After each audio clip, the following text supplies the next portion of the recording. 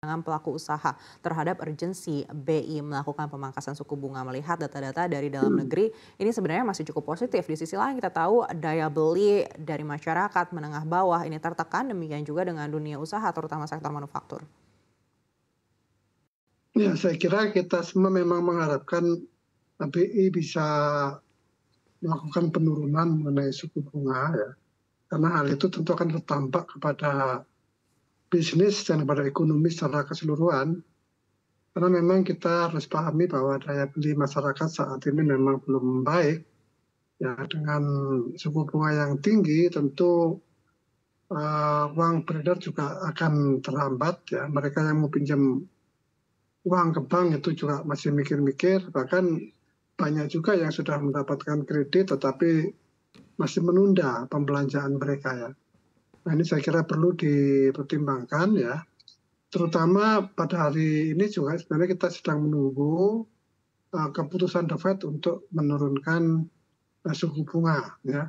Biasanya tindakan yang dilakukan oleh The Fed ini akan punya pengaruh kepada central bank di berbagai negara, termasuk tentu Bank Indonesia di kita. Nah, dengan kondisi itu ya, apabila The Fed jadi menurunkan, tentu BI akan secara lambat ya, ataupun secepat gitu juga akan mengikuti kebijakan yang dilakukan oleh The Fed.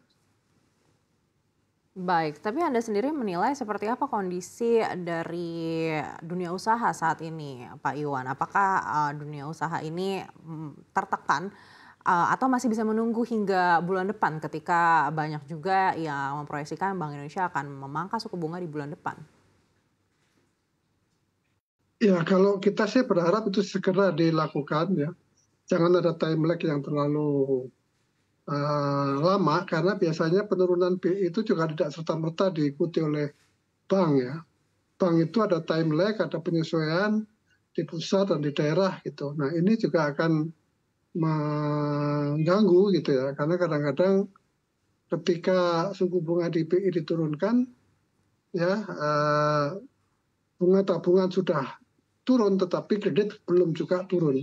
Ini yang seringkali dihadapi oleh pelaku usaha kita, sehingga tidak serta-merta proses itu bisa terdistribusi dengan memadai gitu. Baik, tapi Apindo memantau saat ini kondisi daya beli seperti apa, Pak Iwan? Apakah sudah ada perbaikan dibandingkan dengan bulan sebelumnya?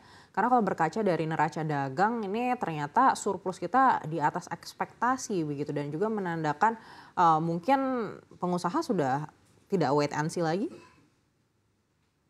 Surplus itu kan tidak berarti kemudian positif terus kan, karena bisa jadi impornya menurun kan gitu. Impor menurun, kemudian ekspornya juga tetap terjadi surplus. Itu yang perlu kita cermati ya. Jadi tidak serta-merta seperti itu. Tetapi yang jelas bahwa Purchasing Manager Index ya, PMI kita itu kan mengalami penurunan ya. Katakan dibandingkan bulan Juli lalu masih 49,3. Nah, sekarang itu Agustus berada di angka 4,8,9. Nah, ini artinya apa? Kalau PMI-nya turun, itu berarti daya beli di masyarakat juga tidak mengalami perbaikan. Nah, daya beli yang rendah ini tentu akan menentukan bisnis kita, karena kalau daya beli rendah berarti permintaan juga rendah. Itu menyebabkan ekonomi secara keseluruhan akan terganggu oleh kondisi itu. Ini kan banyak faktor, misalnya karena deflasi ya, kita sudah tahu deflasi terjadi pada saat ini di mana harga-harga barang itu mengalami penurunan seperti itu. Baik, tapi psikologis pelaku usaha saat ini seperti apa, Pak Iwan? Apakah juga masih akan mengerem ekspansi dengan potensi pemangkasan suku bunga di hari ini dan juga transisi pemerintahan di bulan Oktober nanti? Nah, tentu kita lihat dari kondisi perbankan ya. Sekarang itu undisbursement kredit ya, itu masih turun. Jadi kredit yang seharusnya gelontorkan kepada masyarakat ini tertunda. Artinya apa? Banyak pelaku-pelaku usaha yang tadinya sudah mengambil kredit kemudian menunda penggunaannya.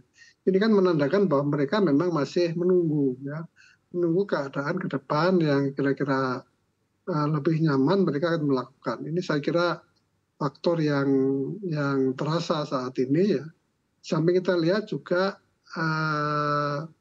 banyak sektor-sektor terutama di industri manufacturing itu banyak yang mengalami masalah ya. Yang waktu lalu kan kita lihat di industri tekstil ya, kemudian pakaian jadi, produk alas kaki dan yang sejenisnya itu mengalami penurunan ya. Sekarang juga banyak diikuti oleh sektor plastik ya, bahkan ada yang melakukan PHK secara masif gitu. Ada juga di industri kompor migas, bahkan dinyatakan ada yang pilot ya.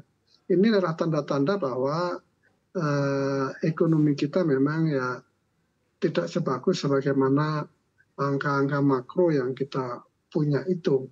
Ini yang kita mengharapkan ada langkah-langkah yang lebih detail, lebih spesifik untuk bisa mengadres persoalan yang dihadapi baik itu produsen maupun konsumen.